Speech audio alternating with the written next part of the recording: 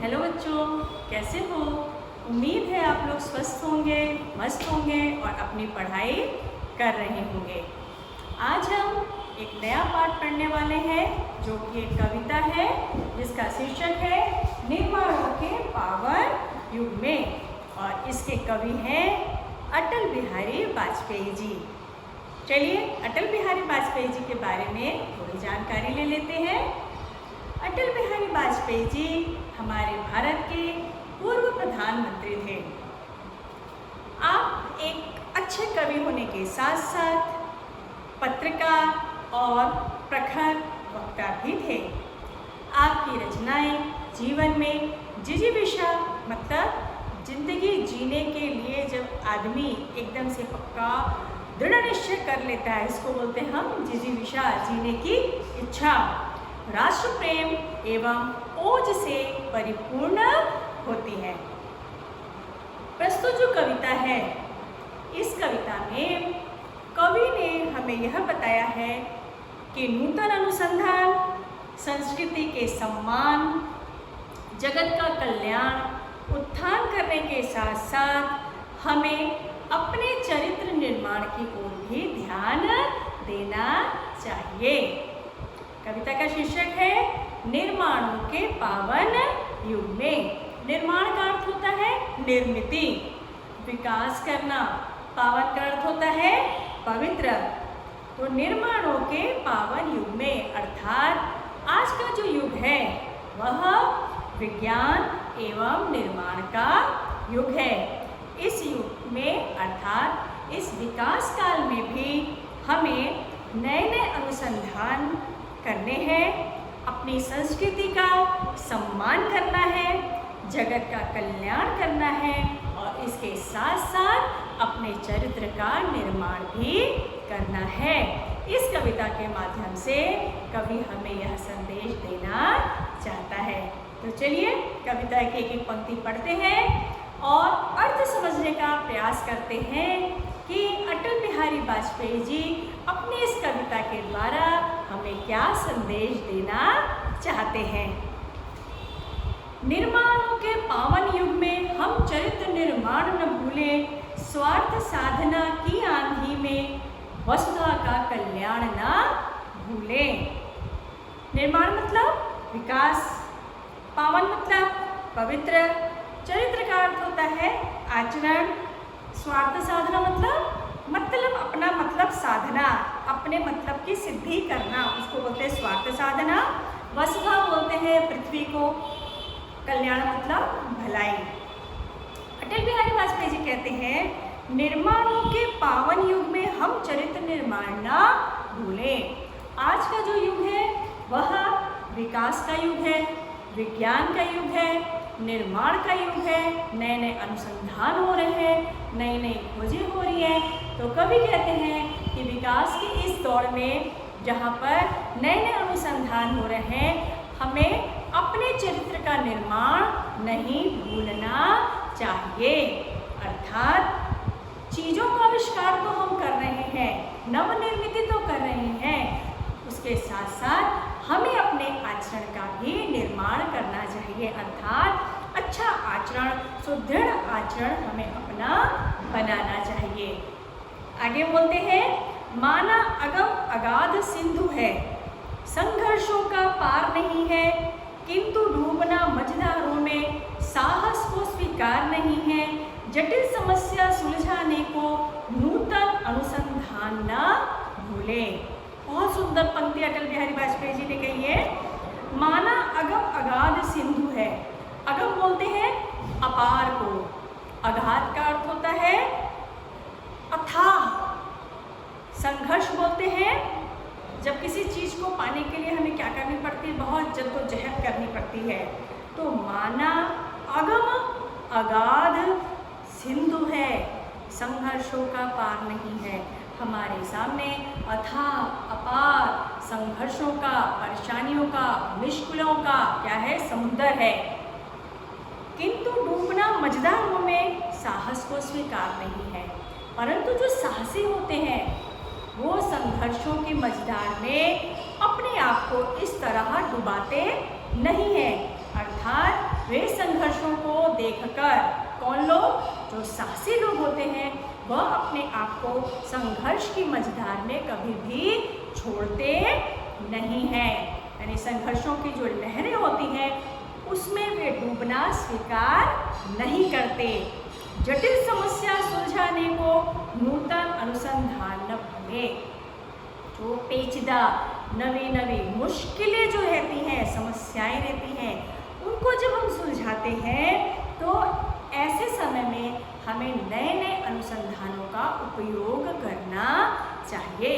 मतलब अटल बिहारी वाजपेयी जी विकास को भी उतना महत्व देते हैं और साथ ही साथ वह चरित्र निर्माण को भी उतना ही महत्व देते हैं कि संसार की दौड़ में अगर हमें आगे बढ़ना है तो हमें विकास करना ही है और विकास के साथ आगे बढ़ना है, हमें अनुसंधान भी करना है। और यदि हमारे जीवन में बहुत बड़ी कोई समस्या आती है तो इन अनुसंधानों का प्रयोग हमें उन समस्याओं को सुलझाने के लिए करना चाहिए। निर्माणों के पावन युग में हम चरित्र निर्माण न भूले, स्वार्थ साधना की आंधी में वसुधा का कल्याण न भूले।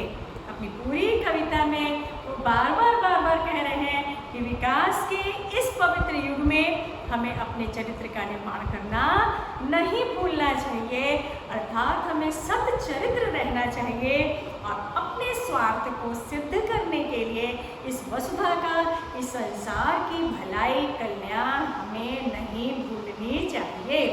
तो इस कविता के माध्यम से अटल बिहारी वाजपेयी के देश प्रेम का बहुत ही सुंदर चित्रण हुआ है। उनके मन में लोगों के प्रति लोक कल्याण की भावना, इसका भी वर्णन, इसका भी चित्रण इस कविता में हमें दिखता है। शील विनय आदर्श श्रेष्ठता, तार बिना झंकार नहीं है।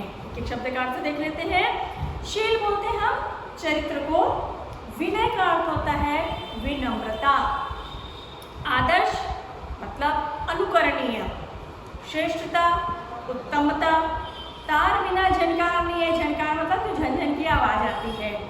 शील विनय आदर्श श्रेष्ठता, तार बिना झनकार नहीं है। जिस प्रकार बिना तार के झनकार की आवाज सुनाई नहीं पड़ती, उसी प्रकार मनुष्य का चरित्र शीलता, विनम्रता, अनुकरणीयता और उत्तमता के बिना किसी काम का नहीं है। अर्थात मनुष्य में उत्तम चरित्र, विनम्रता, अनुकरणीय अर्थात जो हमारे अंदर ऐसे उत्तम गुण हो जिनका दूसरे लोग क्या करें, अनुकरण करें, अनुसरण करें, साथ ही श्रेष्ठता, ये सारे गुण मनुष्य में होने चाहिए। क्योंकि यदि हम अपना चरित्र उज्जवल करना चाहते हैं, उत्तम चरित्र का निर्माण करना चाहते हैं, तो हमारे चरित्र में इन गुणों का होना अत्यंत आवश्यक है। शिक्षा क्या स्वर साध सकेगी यदि नैतिक आधार नहीं है।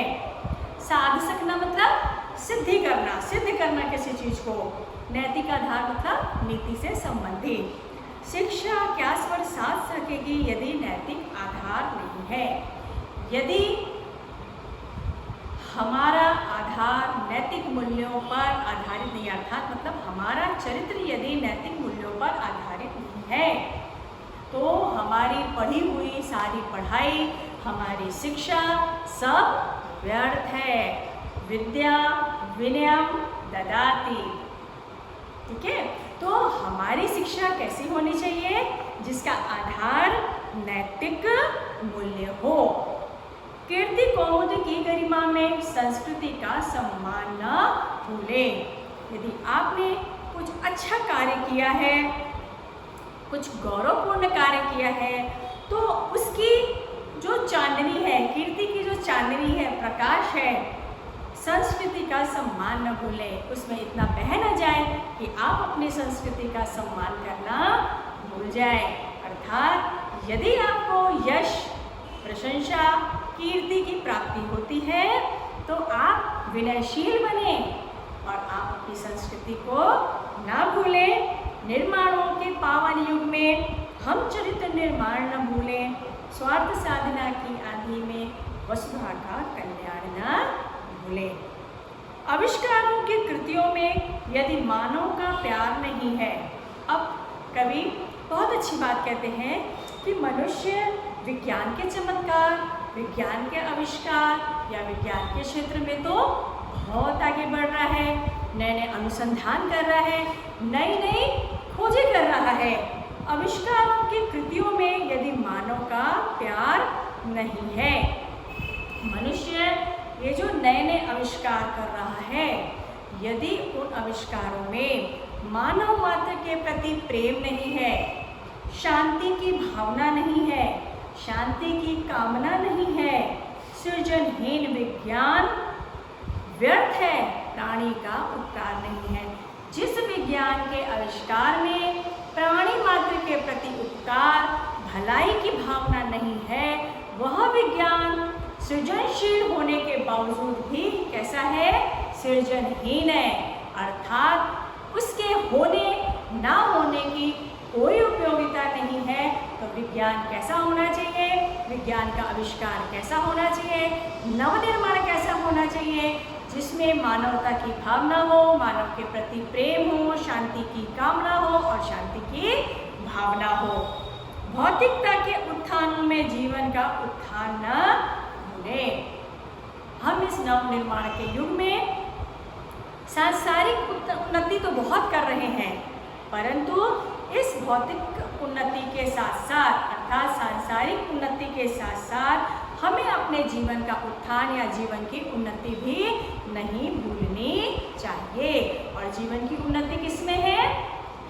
अपने देश के बारे में सोचना, अपनी वसुधा के बारे में सोचना, संसार के हित के बारे में सोचना, शांति के बारे में सोचना, चरित्र निर्माण के बारे में सोचना, यही जीवन का उत्थान कहलाता है।